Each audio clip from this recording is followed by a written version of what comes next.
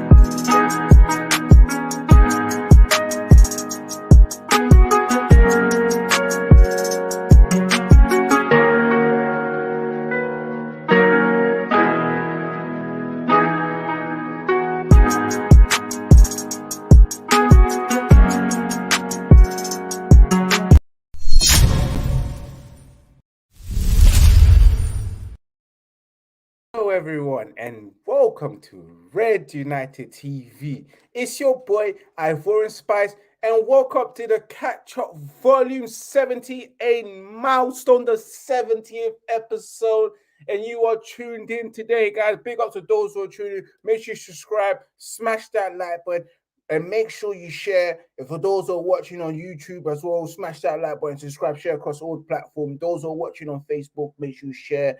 Get yourself involved in the comments as well. Smash that like button and share across all your social media platforms. For those who are watching on Twitch, make sure you press that follow button as well and get yourself involved on Red United TV. But for those, again, those who are watching, who are tuning in right now, as you know, Manchester United have lost against Wolverhampton, the big bad wolf. Yes, the big bad wolf has come huffed and puffed on our house. Yes, we was Little Red Riding Hood. We wasn't living in that brick house today because obviously if you huffed and puffed on the brick house, you wouldn't be able to blow away. Yep, we was in the straws today, the straw house, because today Wolverhampton came at us, and eventually they got the goal.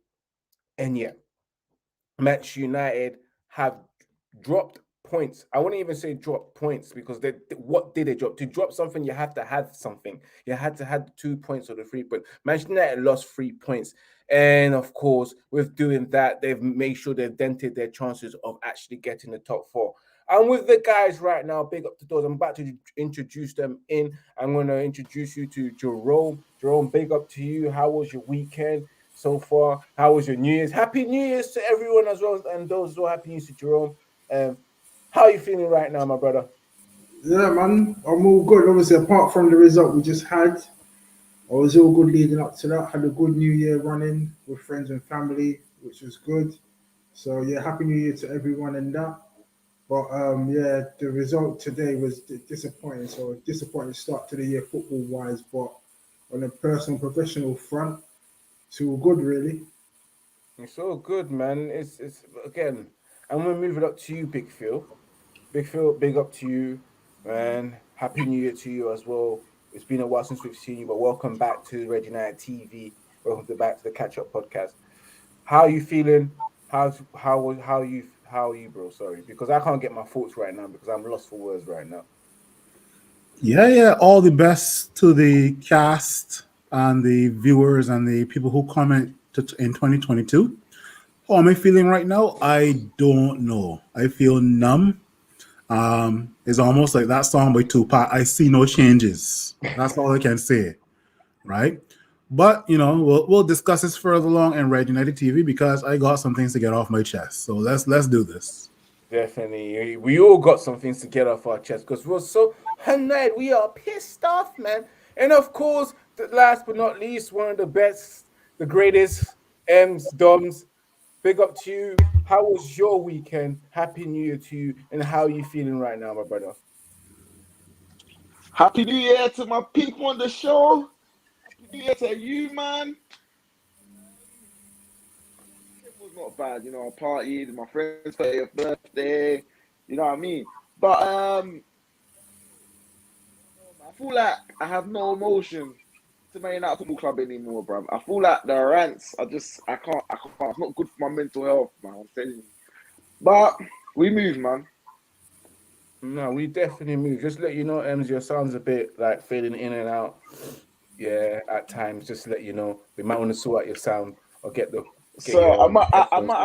might have to come off this and then go on my phone. I might have to do that. No Yes. worries, no worries, no worries. But yep, guys, it is what it is, man. We are here to discuss this game that's just disgusted us in terms in relation to discussing it disgusted us. But yes, guys, it is Manchester United nil, Wolverhampton 1. Manchester United getting their ass whooped. Not even whooped.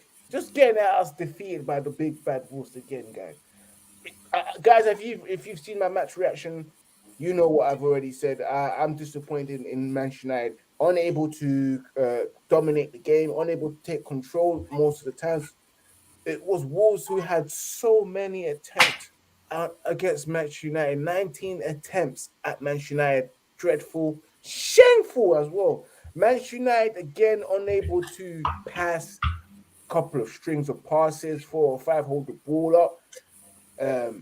Even though in the second half we came back a bit better in the first 10 minutes of the second half, but after that we faded away at Manchester United, then lost the game.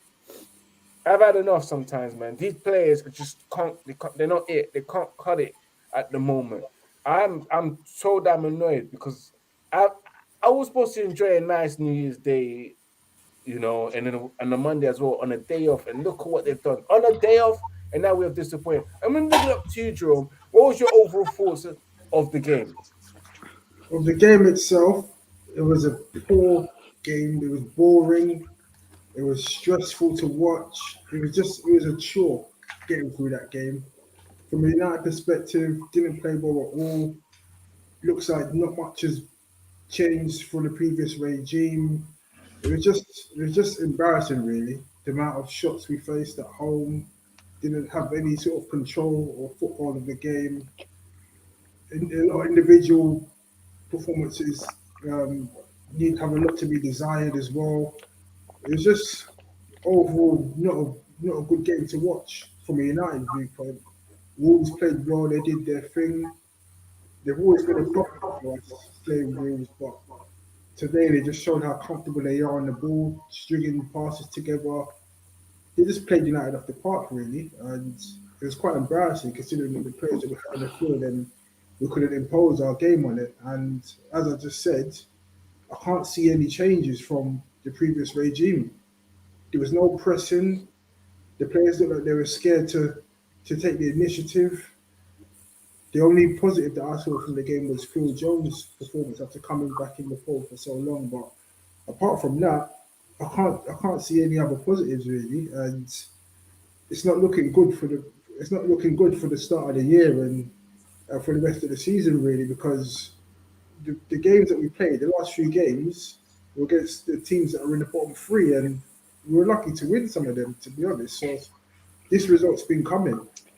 So that's all I've got to say about that, really. Well, there's a lot of work to be done to turn this around. But at the moment, I can't see any signs that it's going to improve anytime soon.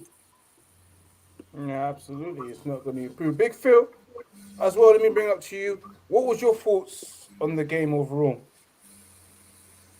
So the number is 0. The amount of shots we had on target in the first half, 0. Wolves had 9, but the home team, Manchester United, had 0, right? This team could not string 3 passes together. This team cannot even string a violin together. I'm sorry, but this performance today was absolutely abysmal. It was garbage, and some of these players need to donate their paychecks. They need to. This squad is now being exposed now that Ole is gone, and you'll realize that with with the upcoming fixtures until May, this squad will be exposed, right?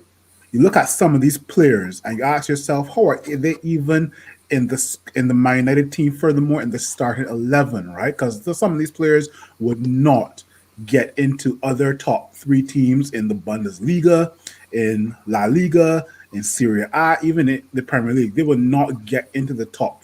They would not get into the starting 11 of some of these teams, right?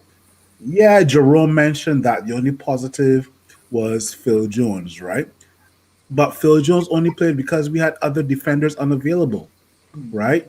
Now, I honestly, I can be real with you guys. I honestly did not know what I watched for the first 45 minutes. I was so frustrated. I thought it wasn't as bad as the Newcastle performance, but oh my gosh, today's performance versus Wolves at home, absolutely shambolic. And I always keep on telling myself, when we performed the way we did versus Crystal Palace, and Ralph had a couple of days to instill into that team how the team should play. I say, okay, going forward, we should look more or closer to a unit come January, February. Nope. We look like night and day. Sorry. Performance was absolute crap. And I'm going to lay into some of the players further on in this podcast. Yeah, definitely do need it, man. Ems as well. I see Do you you know, laughing there. What's your thoughts? I agree with both of them, but let me tell you something, yeah. Bruv, it's such a hard watch to watch Man United Football Club at this. But like for me, yeah, right, since Fergie, yeah, I think since Fergie, but we have not had, yeah, build up, the control a game, like dictate, keep the ball ticking. We haven't had that. We've just had the water carriers, bro. And I think for this type of game against Wolves, bro, we don't need water carriers. We need someone that's gonna put an either needle pass or keep the ball moving. We don't have that. And you can honestly see some of these people ain't fit to wear the shirt, blood. Like that right back here, that apparently used to be a right winger, yeah. Bro, bro, I'm sorry, like, but he ain't good enough, bro. He ain't good enough, bro. Did you see that when he done his bit of skill here, which I was like, oh, okay. And then I went to go kick the ball out for a goal kick, bro. But what is that? What is that? Yeah.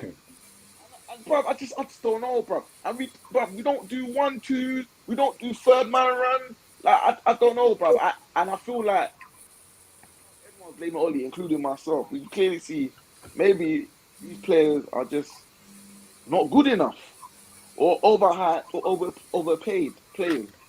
Like, look for example, West Ham set the midfield, blood, and our set the midfield. I'm taking West Ham set the midfield all day long, bro. Ras and Suchek, Matic and McTominay, bro. Then you got stupid man like Paulie talking about McTominay should be our captain. Is he drunk?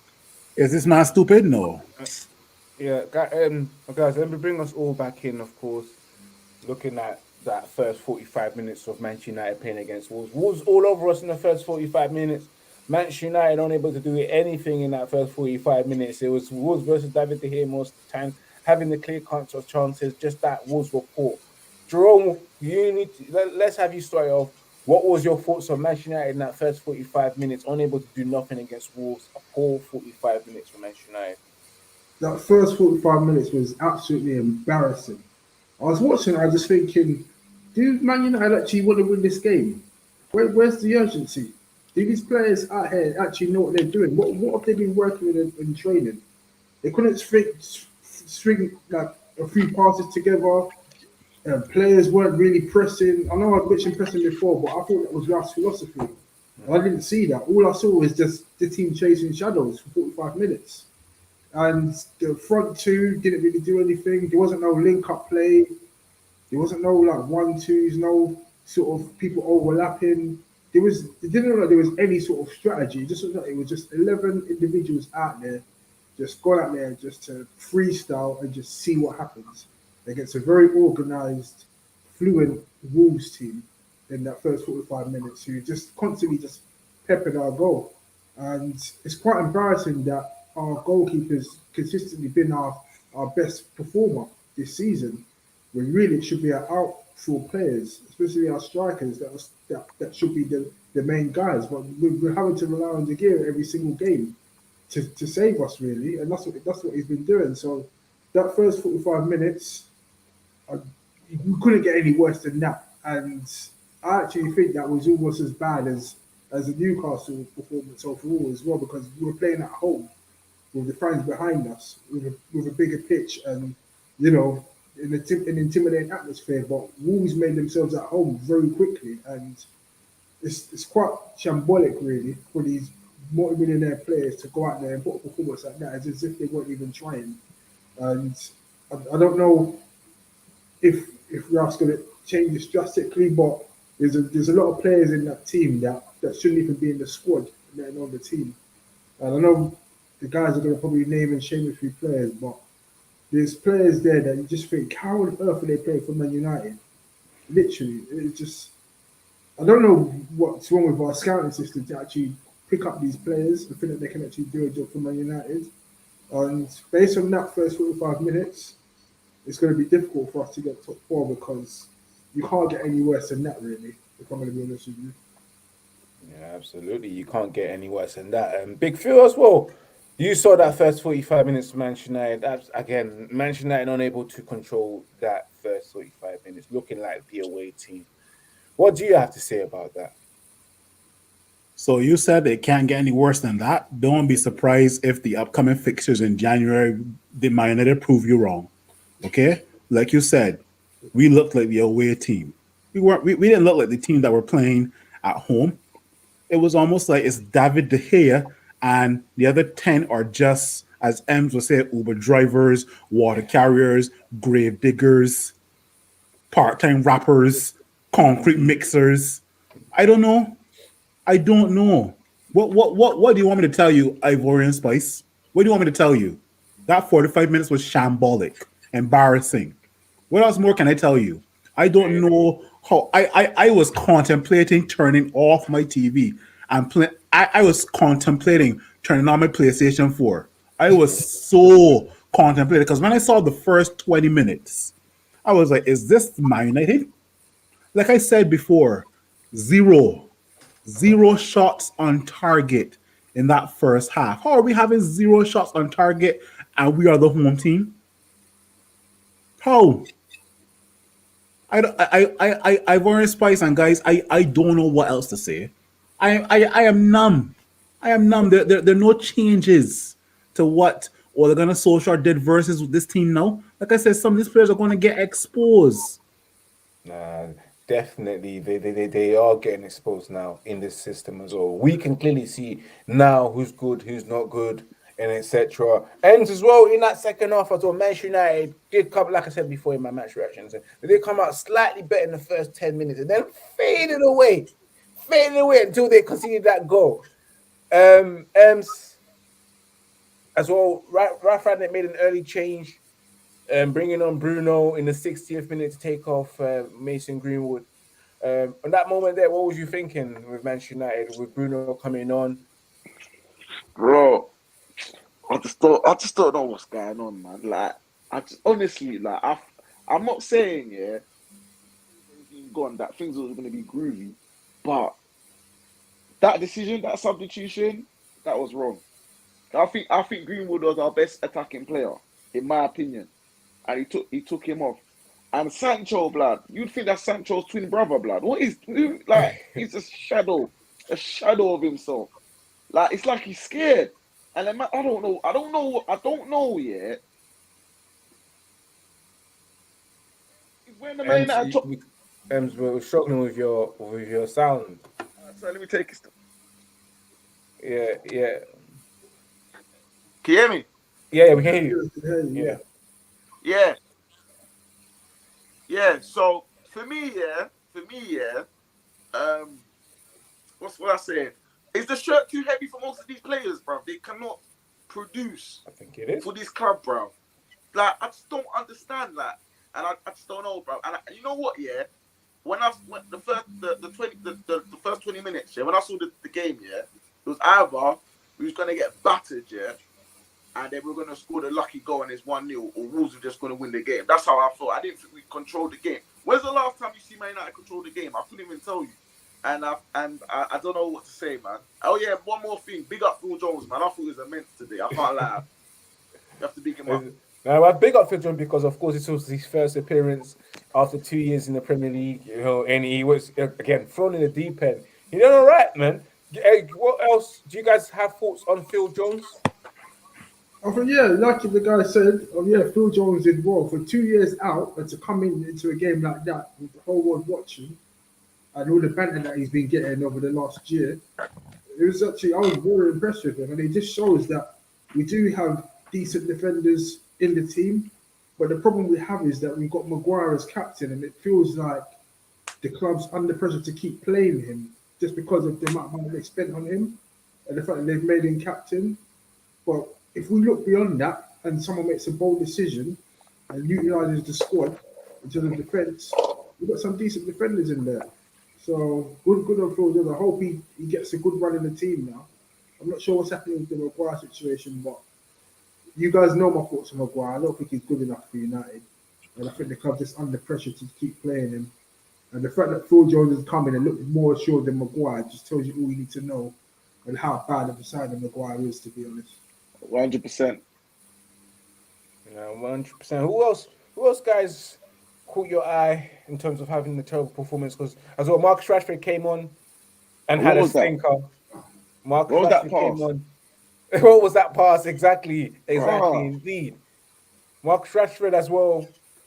It's just not up for it as soon as he came on. I thought we needed his pace. I thought, yeah, we needed his pace. He's gonna try and break the line down, break the lines and etc. and create trouble.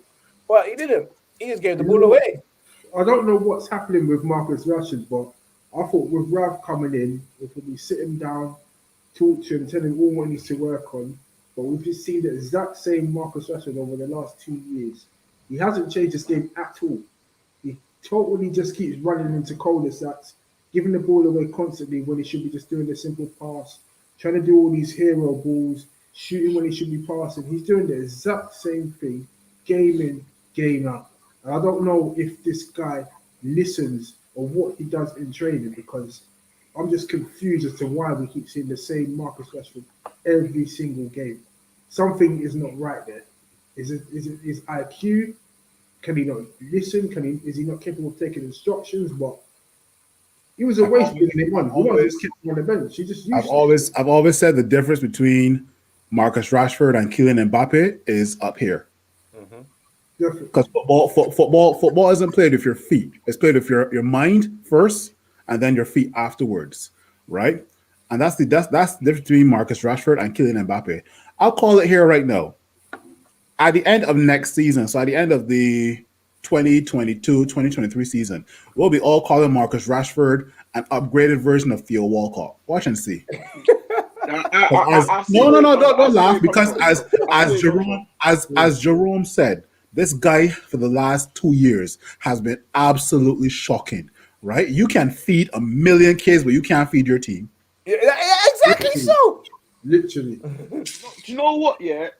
Phil, that's a good comparison, because I remember Theo, yeah, went to Arsenal, he said he wanted to be striker, and then he got put on the right. Then Wenger was telling him he got to stay on the right, and after he was like, no, I want to play striker. Then he was like, no, I want to play on the right. 10 years later, and man still don't know where he wanted to play, and the way Marcus Rashford is right now is very concerning. He might end up like Theo, blood, or Danny Welbeck, bro. So he needs to be careful and get on his game. And I know one person I'm concerned for, yeah. I'm very worried about Greenwood, bro. If we're not careful, yeah, we might mess up his development, because I'm kind of scared. We've got a talented player here, and we're not using him right. And I'm actually like, I've never been this way, but I'm worried. I'm very worried that we're not going to make the most of his talent and his ability. But some of these players need a slap across the head. Like, you know what's going to happen after this game? Some of these players are going to take to Instagram and write a long essay. You know, we should have done better. You know, thank you for supporting us. This is not the way we should have started 2022. F off. Yeah, F off. You're being paid over 200,000 a week, man. We are taking time to watch you play that garbage. Come on, behave. You know what? One thing I must say. I remember something. Someone told me, how did this guy become a professional footballer? Seriously, every single week there's a meme going out of him kicking the ball out for a free kick. I remember I was on this the last time I was on here. I remember Ems talking about Wan-Bissaka, and everybody was slating Ems on, you can't be so harsh on Wan-Bissaka. No. Wan-Bissaka is absolute. Wan-Bissaka only knows how to go to ground. Yeah, Wan-Bissaka goes down faster than somebody on the P Hub. That's all I can say. What's more alarming is why this guy keep playing. I don't understand. I know Gallo didn't have a good game the last time, but at least he can cross and pass the ball. Because United, we're supposed to be the dominant team at home, and we just got this guy that's always he just messes up the flow of everything that United are trying to do. And he's one of the biggest weak links in the squad. Do you know for me, right, what I don't get? This guy used to be a winger, blood. What winger traits do you see, blood? I don't see it. Do you know what? Yeah, I only see it when he tries to do a trick and makes it and doesn't make it. You know, and absolutely loses the ball. Then I'm like, yeah, I can see he was a winger. And they told him, hey, you're not good enough. Go back to left back or right back because those tricks ain't cutting it. You guys saw it today. He tried to do a skill or tried to make the pass, and it was so slow and sloppy that it came off pitch. Dalot should have started, in my opinion, to give a bit of balance. I would like to see him try and see what the balance is like with Luke Shaw and maybe Dalot. And sometimes maybe try Wan-Bissaka and Alex Telles to see if there's a balance in terms of what they can offer going back and also defensively as well. I'm interested in seeing that because whenever he does the changes, he either puts two defensive fullbacks in, which we have the Shaw and the Wan-Bissaka, and then next round he plays two offensive fullbacks, which will be the Dalot and also the Telles. So I would like to see him do something different and try and give a balance. But Booker T definitely needs to take some time out, you know, because he's not even doing the spin of Rooney's correct no more. Yeah. He ain't even doing that no more. You know the thing with Wan-Bissaka, he makes the game look so difficult. Yes. Everything looks like a struggle. Like he's like when Dalot makes the cross, everything just looks nice and fancy and comfortable. With him, it's like he has to put so much effort into one cross. I could tell you something right now. I would rather watch snowfall or paint the Eiffel Tower with a Q-tip than to watch Wan-Bissaka going forward. It's true. No, I know what. I don't want to sound like I've got an agenda, but bro. Nah, it's not. Ems is not an agenda. Wan-Bissaka going forward looks like Bambi on ice. Literally. No, but you know what it is though, Big Phil, You see all these modern day fullbacks, fam. And then you just got 50 million of these, lad. We've seen the likes of, let's say, Dani Alves at Barcelona, Philip Lahm at Bayern Munich, even recently Cancelo, Reece James, Trent Alexander-Arnold. All these right backs are contributing more than just defense. Lamptey, right? Lamptey, don't forget Lamptey. Sorry, Lamptey. Yeah, and Lamptey as well too, right? These guys are just contributing more than just defending because football has evolved over the last 10 to 15 years. Wan-Bissaka don't contribute nothing. Nothing. And of course, guys, let's end that as well, that round. There is no man of the match in this game. And donkey of the match is quite easy to say, guys, man. But quickly just going through who was your donkey of the match before we get on to the players' quotes and manager quotes and the media reaction as it's just come out now. Who was your donkey of the match in that game, Ems? Lad.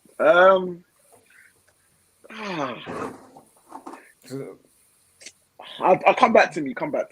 I am definitely going with Aaron Wan-Bissaka because he was dreadful. And again, even when he attempts to make the cross, it's just not the right cross. You know?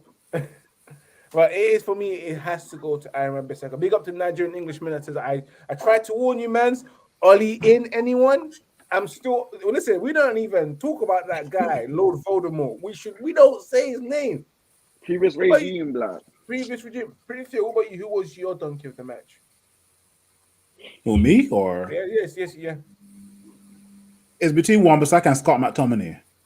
I can go with Scott McTominay, boy. Scott. I don't know how that guy's a professional footballer, boy. I don't know.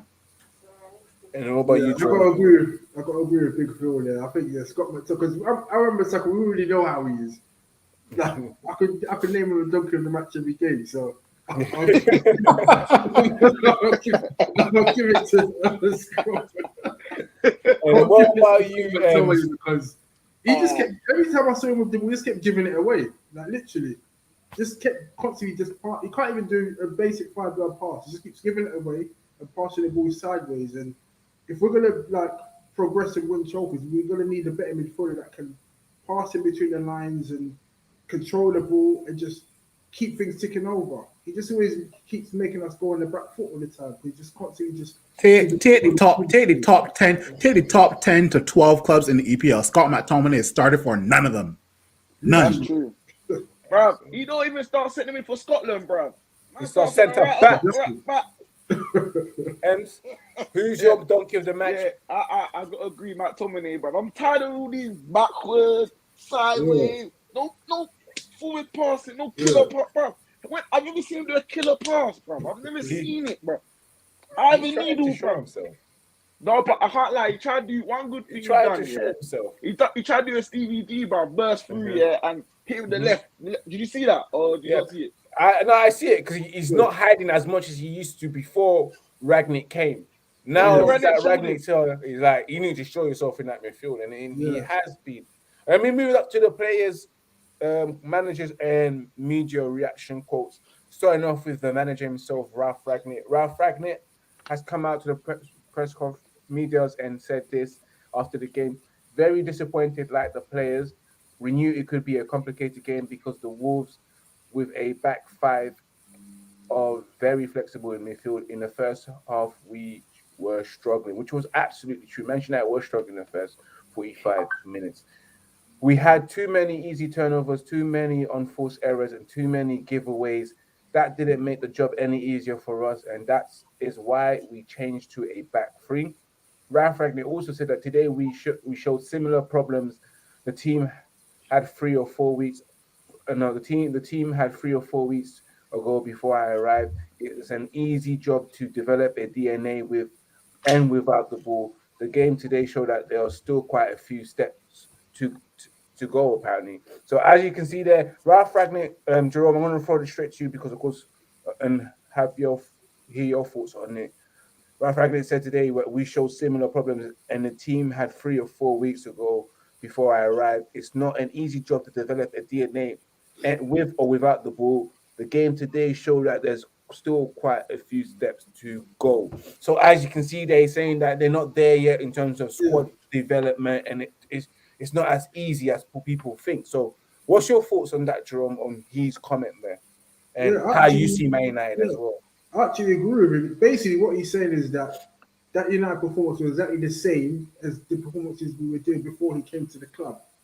And he's right there, because when I watched that game, I thought there was no changes. It might as well have just been Ollie at the dugout. So he's right in that respect. But what's alarming is that why are we still seeing that? Why are we not seeing little intricate changes to the way he wants to play? So that's one thing I would question him on. Is it the players are not understanding his methods or his way of working, so they're just reverting back to type? So something's got to give there, because one of my main criticisms is that he's just playing players that are not playing well, and that's what we were doing under the previous regime. And I don't understand why Wan-Bissaka was playing. I don't understand why Fred's been dropped and didn't get back into the team. I don't understand why McTominay's still playing, because my understanding was that McTominay and Fred as a whole it's not the long-term way to go about things. So I thought he would have just came in and just totally restructured the team completely. But he's just playing the similar players that we did under the old regime. So if he's doing that, we're going to see the same results and the same performances. That's one thing that I would criticise him for. We haven't seen any changes to his style of play, to his philosophy, and we've seen the same similar players playing. Similar players playing, as Jerome has said there, guys. That's who told tuning. Make sure you subscribe, smash that like button, and make sure you share. Also, let us know what your thoughts on the game was as well. Ralph Ragnick on Phil Jones as well. He also said that there was no doubt at all regarding his attitude, because I saw him training. If you consider hasn't played in 2 years, and it was a very good performance, which was, and as M said there, he had a good performance, and he just shut him up there. Ralph Ragnick on top 4. I cannot make any guarantees. Look at today's performances. If I was to say we're 100% convinced that we will finish in the top 4, I don't know if people will believe that. For me, it's about taking the next step and getting better. The old regime, the previous regime, will probably tell you that, yeah, I still feel like we can make it into the top 4. But out here, we have a realist in the manager that tells you, bro, you just see what we just did right there? And you're asking me that question? Get the fuck out of here, man. Don't piss me off. That's basically what he said. And Ems, what was your thoughts on his comments there about the top four? But I'll be honest, right? I have no. I don't think it's his fault, but I have at the present moment I have no confidence with the way we're playing. Forget the result, yeah. Even the way we're playing, I don't have that belief we're gonna get in the top four. Like, forget the results. The way we're playing is not good enough for the top four. And it's very concerning. So I don't know. Something's got to give. I think maybe we've got to go into the market. We need to get rid of some players, bring some in. Because, bro, we've got a big squad and some of these men ain't even making the fucking bench. Like, man like Mata, they're chilling doing what? I don't know. So, for me, at this present moment of time, I can't see us in the top four. Unless we have to go on some. We're not like Man City, bro, that could just win 10 games straight, bro. Do you know what I'm saying? So, for me, it's very concerning. It's alarming. I ain't going to lie to you. Yeah, and also Luke Shaw also came out towards the media and said a couple of things. Luke Shaw said that we're not good enough. We really struggled. We couldn't get hold of the ball, and when we didn't have the ball, we weren't aggressive enough. We didn't put them under any pressure. Luke Shaw also said that it may look like an easy game for them, which who he means was a disappointing performance end result. We didn't have many options on the ball. We went on the front foot. Luke Shaw again said, us players, we have been here a long time. Maybe tonight we struggled. I didn't think we were all there together. You look at the players we have unbelievable qualities, but sometimes quality is not enough. And with that ending there, Big Phil, what was your thoughts on Luke Shaw's words right there? You can just copy and paste some of the comments or some of the post-match comments from last year and play them from now to the rest of the end of the season. That's what's going to happen, right? Because all of that talk is just going to show that one word, unacceptable, right? I mean, Luke Shaw is right, right? Even just to piggyback off of the comment Ralph said that he was very disappointed, right? How many times is Ralph going to say this from now to the end of the season, right? But back to Luke Shaw, right? There's no leadership in this team, right? And I feel I wonder where this leadership is going to come from now till the end of the season, right? It's almost like I kid you not. We don't get a result in our next couple of matches or any matches in January. That's probably top four done. We'll just have to focus on Champions League and possibly FA Cup. So yeah, I'm hearing what Luke Shaw is saying, and that's just part of the essay he's probably going to post on Instagram later. And I don't care. He doesn't care, guys. And that's it in terms of the game itself. We're moving on to the second part, guys. So let us know what your thoughts on what the manager said, as well, and what Luke Shaw said in the comments. For those who are watching on the playback, make sure you subscribe, smash that like button, and share. Of course, we're moving on to the second part of the show, which we will be reviewing Manchester United 2021. Let's start it off with the Manchester United overall thoughts of the year, guys. And I'm going to ask you guys individually what was your thoughts on that whole 2001, where Manchester United themselves did start the year top of the table at some point at the start of the year, faded away, getting knocked out and everything, finishing second in the Premier League, and also losing in a penalty shootout in the Europa League finals, and then for the second as soon as the season resumed, Oli signed a new contract for Oli to then get sacked by November, just before Christmas, and Ralph Ragnick coming in, guys. Ems, what's your overall thoughts on how Manchester United have done in 2001? Fraud. In what way? Fraud. All right, so this is fraud because for me, the league, yeah, second, cool. If you're Man United Football Club, second is not acceptable. If you're a winner, second is not acceptable. People could talk about progress, but progress and Man United Football Club shouldn't be in the same sentence. Not at all.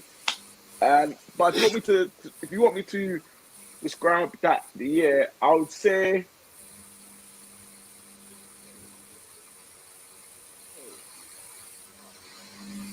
Ford let me down. Oh, this. Yeah, we can't. Your sound isn't the best right now. But as you Hello, say, hello. yeah, go ahead. So obviously for me, yeah, stupid, bro. After the Europa League final, they should have sacked him and got somebody else. Now, yeah, we've sacked him. That's not the man we wanted. So now in circles. This club has no plan. So for me, this whole year is a write-off. I mean, last year was a write-off. For me, that's fraud, though. Yeah. And I'm gonna move up to you, Jerome. What's your thoughts on Manchester United throughout the whole 2021? I think it was very unsatisfactory, if I'm going to be brutally honest with you, because at the start of the season, we were optimistic that we were going to mount a serious title challenge, and that title challenge, I think it faded in January. I think we were top of the league, and then all of a sudden, we just dropped out of it so quickly that it was almost like we weren't even in the title race, and it was just a fourth position. And then we ended up finishing a distant second in the league, and we were only like 5 points ahead of Liverpool, who had so many injuries to their back line in that season.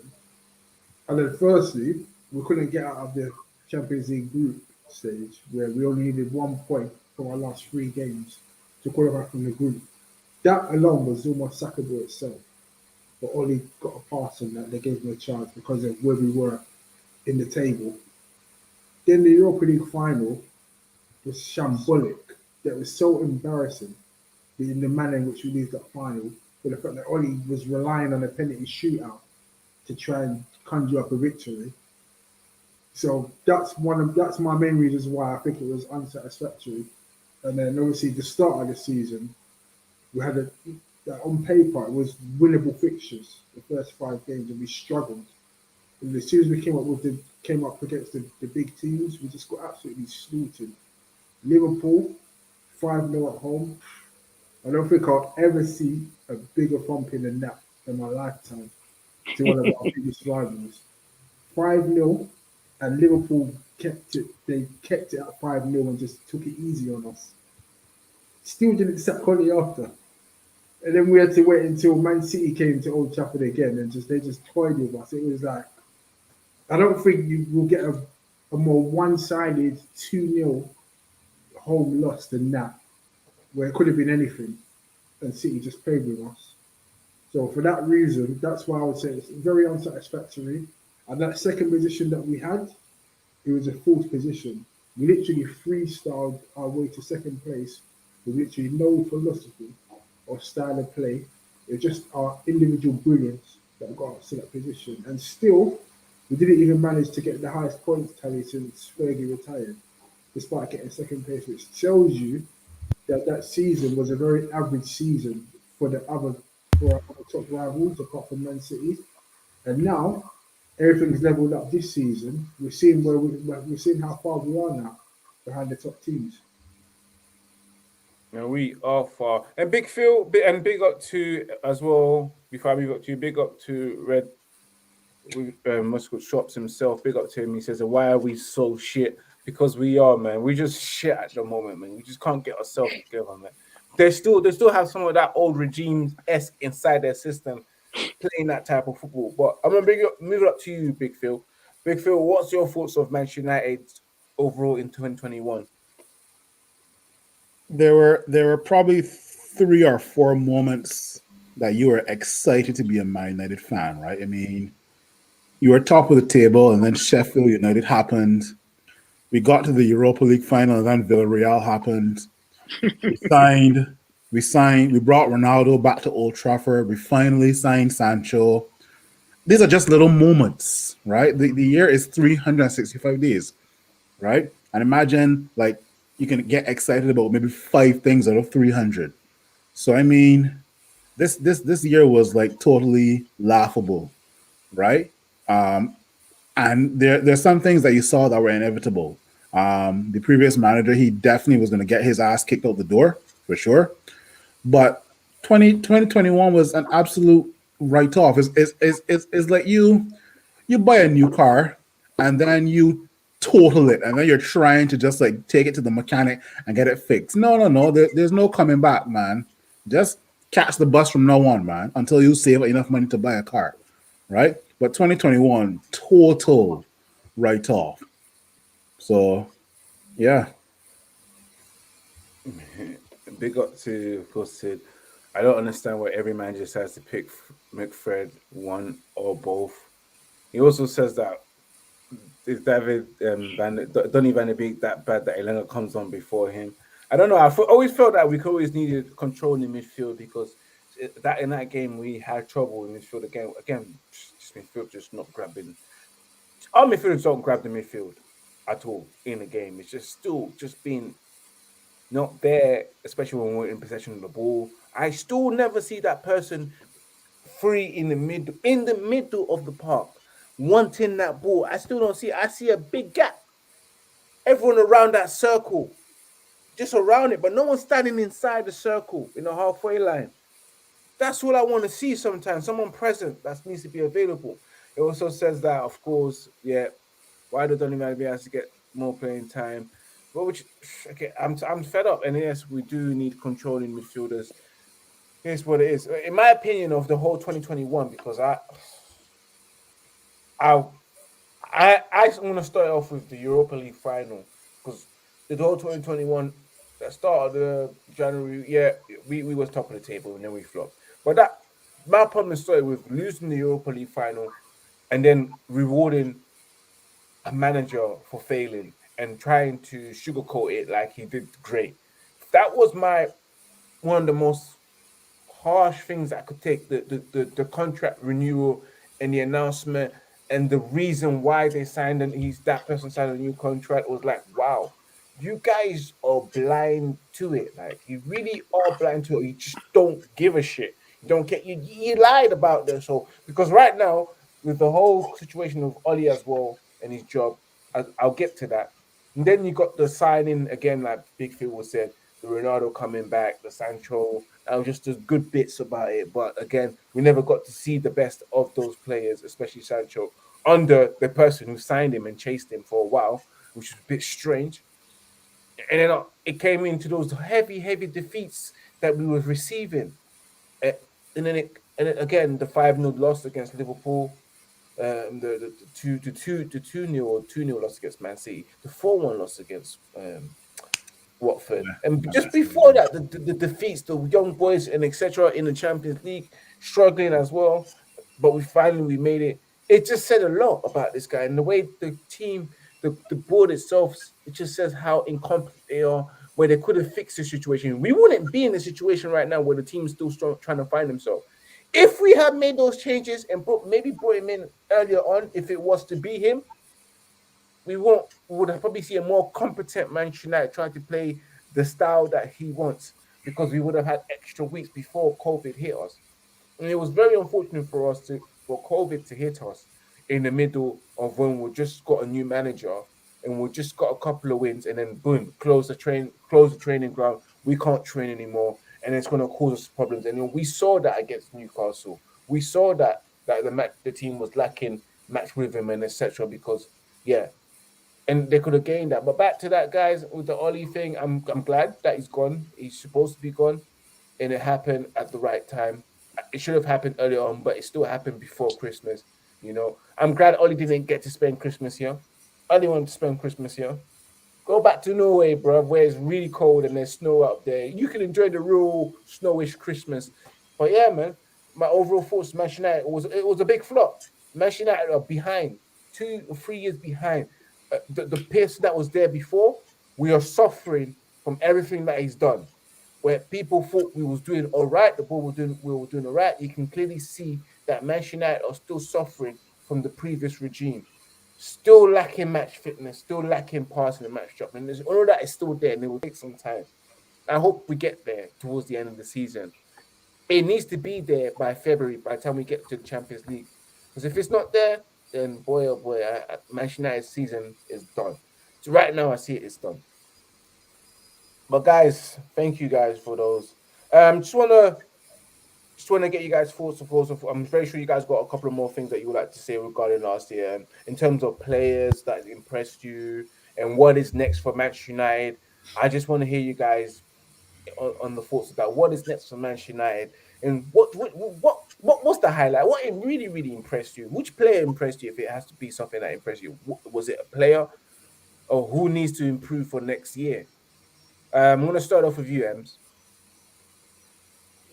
Especially for the calendar year last year, or No, yeah, from last year. Like, who impressed you? Just anything. Who impressed you, or um, what is next for Manchester United in terms of what do you want to see this year?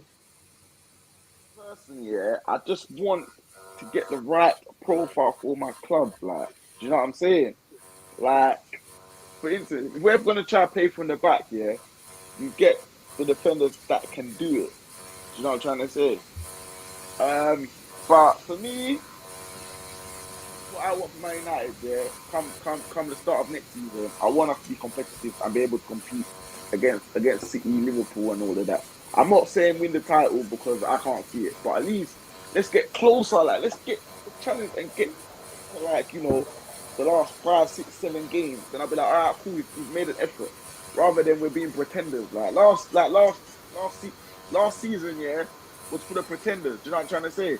Last season was a pretend thing, isn't it?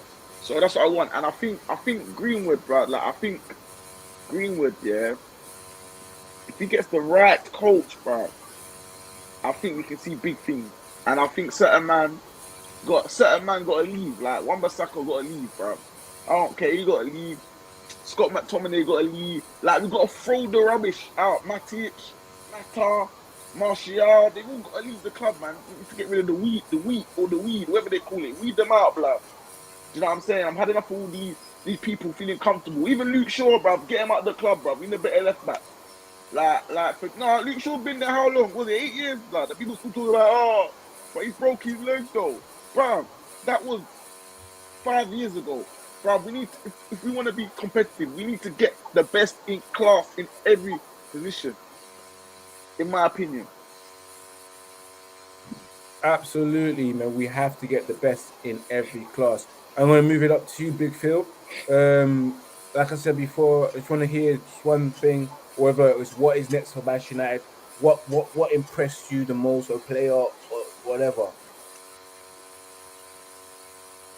It's so hard to, because right now this is like a needle in a haystack. It's like the needle is who impressed you versus like the haystack of shit, right? I mean, if our most improved player last season had to be Luke Shaw, coming on to the end of the season, right? Beginning of this season, our best player so far has been David De Gea, right? But I want to see some sort of identity, some sort of system, some sort of philosophy that's injected into the 11 players that go onto the pitch, right? I can see that philosophy in Liverpool, Chelsea, Man City. I can't see nothing in Manchester United. Like I said, we just have 11 players. We have David De Gea and 10 other players out there with their egos and doing as they please, right?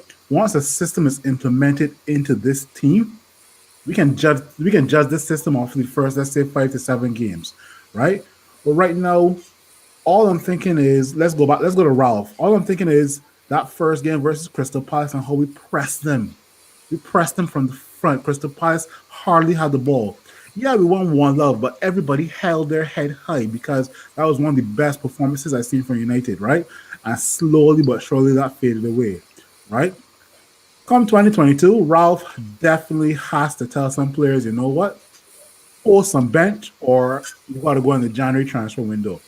Some of the deadwood has to go. Some fresh faces have to be brought in, whether it's from the transfer window, whether it's from the youth academy. Hearing talks about Hannibal could possibly do something. The guy Mengi, who's looking solid as well too. Maybe these guys can add some new blood to the team, right? So I want a system first because it doesn't make sense bringing players into an old system because they're just going to do the same thing over and over again, right? Let's see. That's all I got to say. And Jerome, what about you?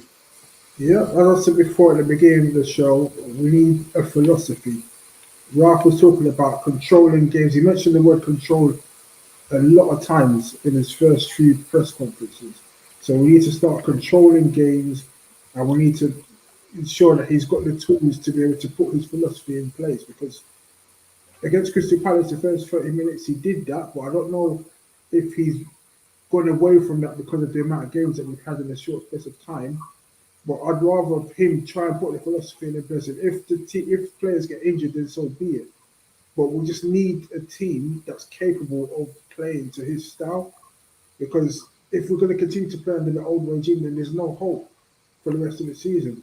You can forget about top four. You can forget about having a run in the Champions League and FA Cup. It will just be a write-off. So I don't see how playing in the same style under the previous regime as we're doing right now is going to give us any optimism for the rest of the season.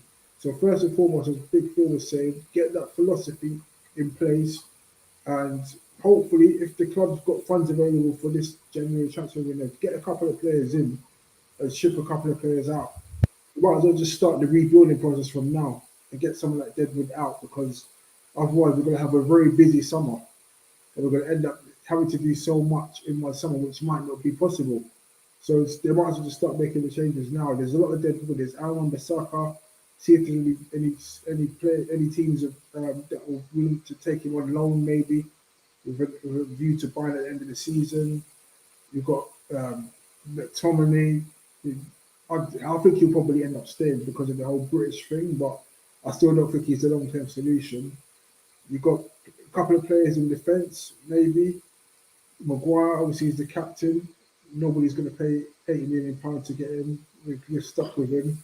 But we're going to need another new defender as well, because obviously Baye's always injured and not reliable. Phil Jones has only just come back into the fold after a couple of years. Ronaldo, what's his situation? Is it sustainable to keep him on beyond this season? Cavani is obviously leaving, so we're going to have to get a new striker. There's so much work to be done.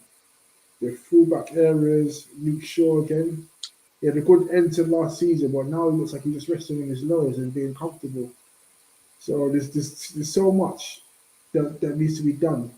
But first and foremost, we need to get the philosophy in place, and Donny van der Beek needs to get a run in the team. I keep saying this all the time. I don't know what's going on behind the scenes, but Donny needs to be given a chance now, because everyone else has had their chance. Literally everybody has had their chance apart from Donny. And I don't know why Donny's not getting his chance. It's just a mystery. Maybe there's stuff that we don't know about behind the scenes, but I can't think of anyone else that hasn't got a chance apart from Donny. So that's what I'm hopefully going to see for the rest of the season, because it can't be any worse than it is now with the way our midfield is going, and no one taking the game by the scruff of the neck and controlling the midfield. Because right now, all these teams that are playing us are just running through us. The last three teams that we had are in the bottom half of the league, better than relegation, and they're running through us comfortably. So a lot has to change if we're going to actually achieve something for the remainder of the season. Thank you very much for that, Jerome. Well, yeah, you're absolutely right, man. There's a lot of things that need to change, and that was it. That has come to the end of the show, guys. I'd like to thank you guys for tuning in, and also those who are watching on the playback. Let us know what your thoughts on, of course, the game, what your thoughts on 2021 and Manchester United is as well in the comments. Of course, as always, remember to subscribe, smash that like button, and remember to share. I'm going to leave it to the part where we plug in the guys, of course. I'm going to start it off with you. Big Phil. Where can the people find you?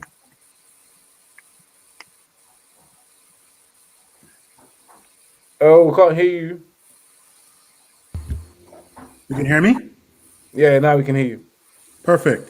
Yeah. Just want to say to everybody, Happy New Year and all the best for 2022 to everyone. You can find me on Instagram at Fabrizio Romano. You can find me on Twitter at Beijing Red Devil. And yeah, I'll be bringing you more content as the year progresses. And of course, Jerome, where can the people find you? Yeah, the people can find me on Instagram under username jwilliams_1. You can find me on this channel every Monday evening.